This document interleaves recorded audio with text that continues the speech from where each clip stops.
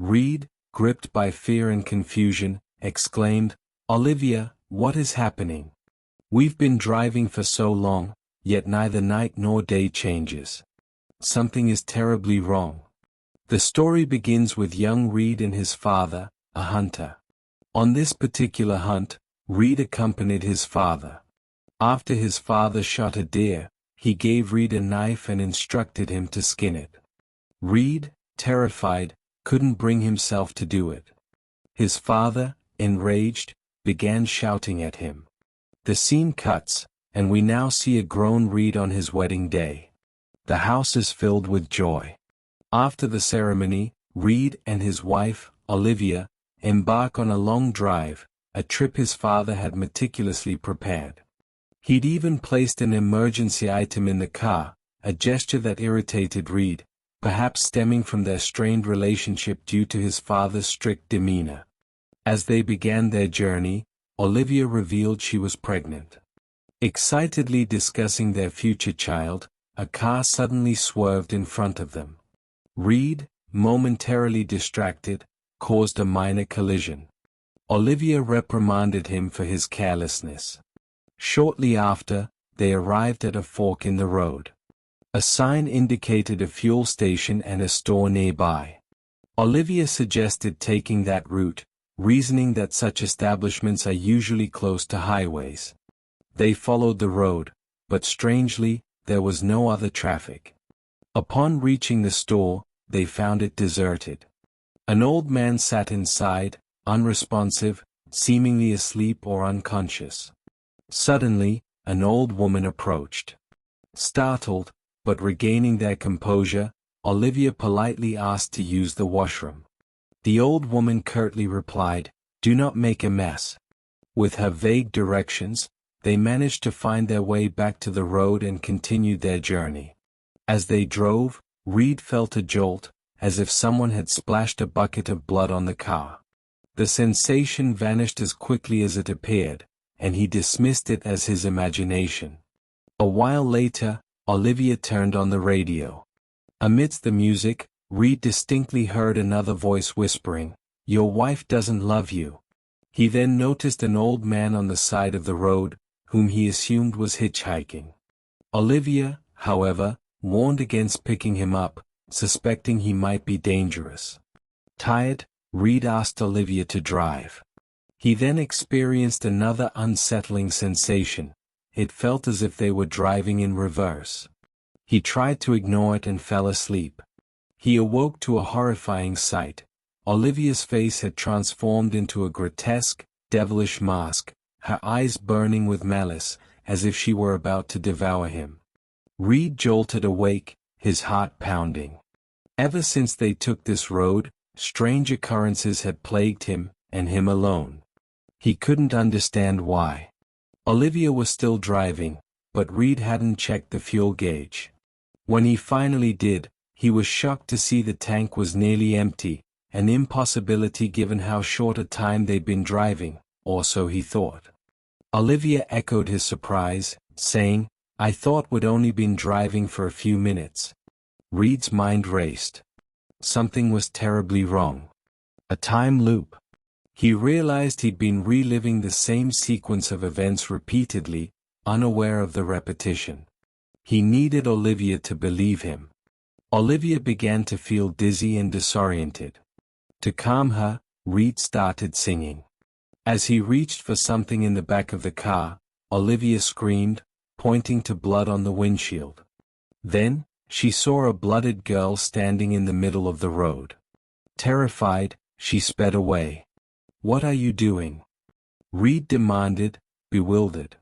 Olivia, trembling, recounted what she had seen. Moments later, they found themselves back at the same intersection where they had encountered the old woman. Both were now panicked. Reed realized they had been traveling for hours, yet it was still late evening. As they stepped out of the car, an impenetrable darkness engulfed them. In an instant, it was night. Olivia then spotted a gruesome sight, a man's corpse impaled on a nearby tree, his body mutilated, as if something had devoured him. Before they could process what they were seeing, a masked figure lunged at them. Fear gripped them, and they scrambled back into the car. In a panic, Reed mistakenly put the car in reverse, driving backward instead of forward. As they sped in reverse, they momentarily forgot the reason for their flight. Suddenly, the masked man reappeared in front of the car. The car's fuel ran out, trapping them. Just then, another car approached, its horn startling the masked figure. Seizing the opportunity, Reed and Olivia fled into the dense jungle. The jungle offered no escape. As soon as they entered, the strange occurrences resumed, and they again lost their sense of purpose. Suddenly, time froze. When they regained consciousness, they found themselves locked in a dark room, both injured. They realized they had been kidnapped, and their captor was none other than the masked man. Olivia, trembling, confessed to Reed, "I have to tell you the truth. I never loved you. I was forced into this marriage. I was in love with someone else, and I honestly don't know if this child is yours." Reed's blood ran cold. The radio in the room switched on, and a voice echoed from within the music, "I told you, she doesn't love you." Reed looked around in shock. The masked man was nearby, seemingly devouring the flesh of the dead man they had seen earlier. His gaze now fixed on Reed and Olivia. But before he could attack, someone struck him from behind, hitting his head with a heavy blow. The masked man collapsed, unconscious. Reed and Olivia recognized their rescuer, the old man from the store, the one who had tried to deter them from coming here. "What is all this? Where are we?" Reed stammered. The old man sighed. "This place is cursed. Everything here is trapped in a time loop. Time doesn't move forward, and no one can escape. The longer you stay, the more you forget your past, as I have." He continued, "This is the story of a man who has been stuck here for years, who doesn't even remember how long he's been here. He was old, and he thought he would die in the loop. But then his memory started to fade. He forgot about Olivia and Reed and attacked them. Terrified, Reed and Olivia ran. It was morning as they fled, but Reed was still seething with anger at Olivia. He didn't want to speak to her. But their immediate priority was to escape this accursed place. On their desperate flight, Reed noticed a figure. Upon closer inspection, he realized it was Olivia. He remembered her going to the washroom in the jungle. It clicked, they were trapped in a time loop. Everything was repeating itself.